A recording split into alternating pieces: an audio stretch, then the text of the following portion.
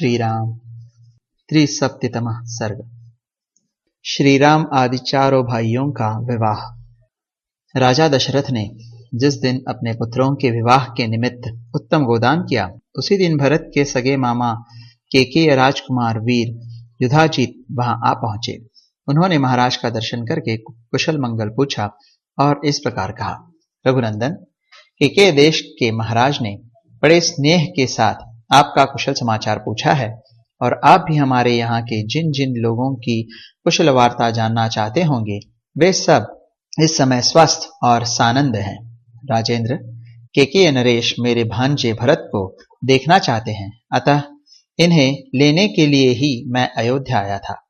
परंतु पृथ्वीनाथ, अयोध्या में यह सुनकर कि आपके सभी पुत्र विवाह के लिए आपके साथ मिथिला पधारे हैं, मैं तुरंत यहाँ चला आया, क्योंकि मेरे मन में अपनी बहन के बेटे को देखने की बड़ी लालसा थी।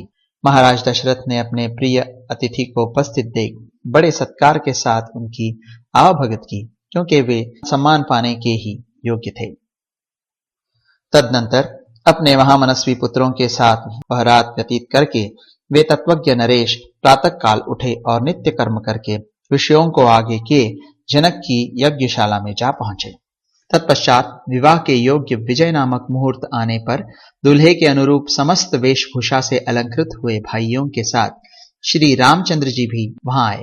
वे विवाह कालोचित मंगलाचार पूर्ण कर चुके थे तथा वशिष्ठ मुनि एवं अन्यान्य महर्षियों को आगे करके उस मंडप में पधारे थे। उस समय भगवान वशिष्ठ ने विदेहराज जनक के पास जाकर इस प्रकार कहा, राजन, नरेशों में श्रेष्ठ महाराज दशरथ अपने पुत्रों का वैवाहिक सूत्र बंधन रूप मंगलाचार संपन्न करके उन सब के साथ पधारे हैं और भीतर आने के लिए दाता के आदेश की प्रतीक्षा कर रहे हैं, क्योंकि दाता और प्रतिग्रहीता दान ग्रहण करने वाले का संयोग होने पर ही समस्त दान धर्मों का संपादन संभव होता है। अतः आप विवाह कालोपयोगी शुभ कर्मों का अनुष्ठान करके उन्हें बुलाइए और कन्यादान रूप स्वधर्म का पालन कीजिए।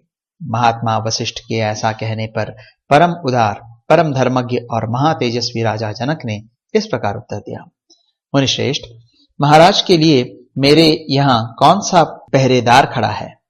वे किसके आदेश की प्रतीक्षा करते हैं? अपने घर में आने के लिए कैसा सोच विचार है? यह जैसा मेरा राज्य है वैसे ही आपका है। मेरी कन्याओं का वैवाहिक सूत्र बंधन रूप मंगल कृत्य संपन्न हो चुका है।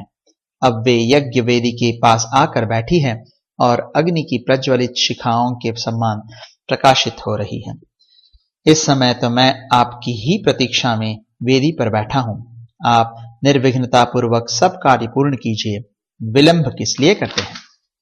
वशिष्ठ जी के मुख से राजा जनक की कही हुई बात सुनकर महाराज दशरथ उस समय अपने पुत्रों और संपूर्ण महर्षियों को महल के भीतर ले आए। तदनंतर विदेहराज ने वशिष्ठ जी से इस प्रकार कहा, धर्मात्मा महर्षि, प्रभु, आप ऋषियों को साथ लेकर लोकाभिराम श्री राम के विवाह की संपूर्ण क्रिया कीजिए। तब जनक जी से बहुत अच्छा कहकर महातपस्वी भगवान वशिष्ठ मुनि ने विश्वामित्र और धर्मात्मा शतानंद जी को आगे करके विवाह मंडप के मध्य भाग में विधि पूर्वक वेदी बनाई और गंध तथा फूलों के द्वारा उसे चारों ओर से सुंदर रूप में सजाया। साथ ही बहुत सी स्वर्ण पालिकाएं, यव के अंकुरों से युक्त चित्रित कलश, अंकुर जमाए हुए सकोरे, धूप युक्त धूप पात्र, शंख पात्र, स्त्रुवा, स्तृक, अर्घ्य आदि पूजन पात्र, लावा खिलों से भरे हुए पात्र तथा धोए हुए अक्षत आदि समस्त सामग्रियों को भी यथास्थान रख दिया। तत्पश्चात महातेजस्वी मुनिवर वशिष्ठ जी ने बराबर बराबर कुशों को वेदी के चारों ओर बिछाकर मंत्रोच्चारण करते हुए विधि पूर्वक अग्नि स्थापन किया और विधि को प्रधानता देते हुए मंत्र पाठ पूर्वक प्रज्वलित अग्नि में हवन किया। तदनंतर राजा जनक ने सब प्रकार के आभूषणों से विभूषित सीता को ले आकर अग्नि के समक्ष श्री रामचंद्र जी के सामने बिठा दिया और माता कौशल्या का आनंद बढ़ाने वाले उन श्री राम से कहा, रघुनंदन, तुम्हारा कल्याण हो। यह मेरी पुत्री सीता तुम्हारी सहधर्मिणी के रूप में उपस्थित है।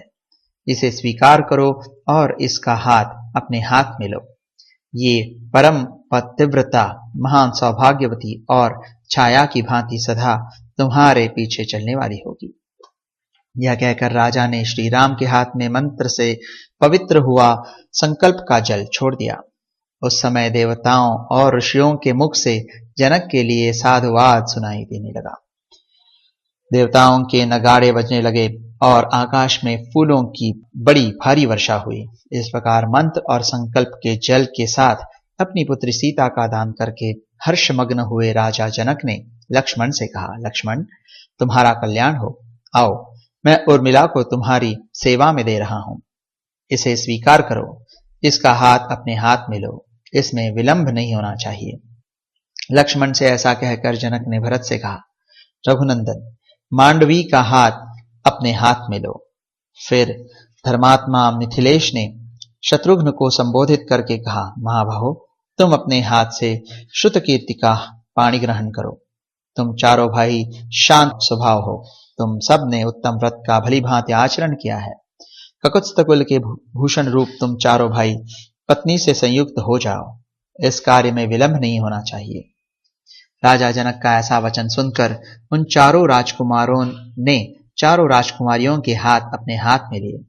फिर वशिष्ठ जी की सम्मति से उन रघुकुल रत्न महामनस्वी राजकुमारों ने अपनी अपनी पत्नी के साथ अग्नि, वेदी, राजा दशरथ तथा ऋषि मुनियों की परिक्रमा की और वेदोक्त विधि के अनुसार वैवाहिक कार्य पूर्ण किया।